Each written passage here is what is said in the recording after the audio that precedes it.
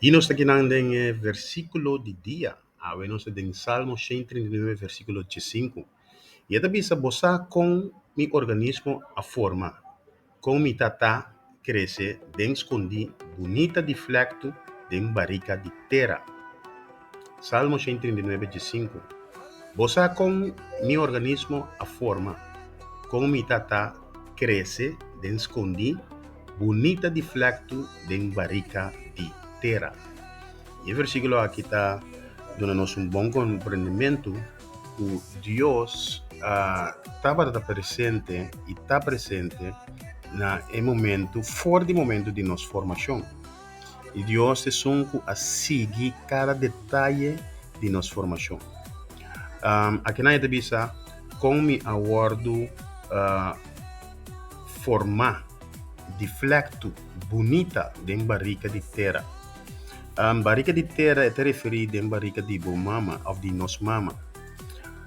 Obviamente, nós sabemos de terra, pois, hora que eu menciono terra, é referir a gente, ou referir a gente, é referir a terra simbolicamente.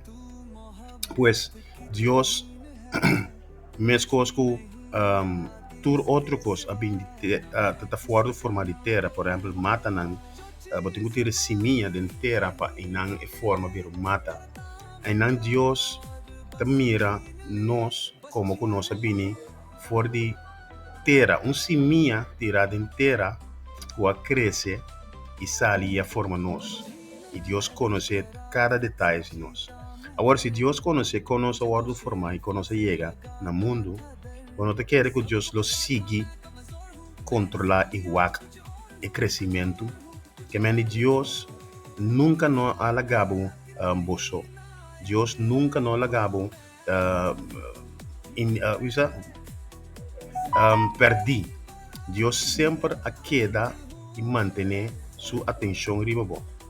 Agora, pergunta tá, a boa que você, que for de nascimento, promete o nascimento, Deus, sua atenção tá batata. Lo nota great para agora aqui que você na tino grande para busca passar, para kiko tanto atenção.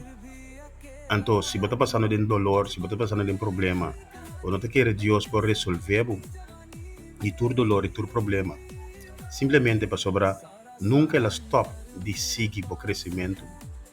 E te quer enviar, tá bom, para nós realizar, que é o único que estava até conosco, fora para mim de nascimento, de que agora aqui, tá Deus mesmo. E tá bom para nós por acercar-nos mesmo, cada dia mais cerca de Ti. Deus bendicionado.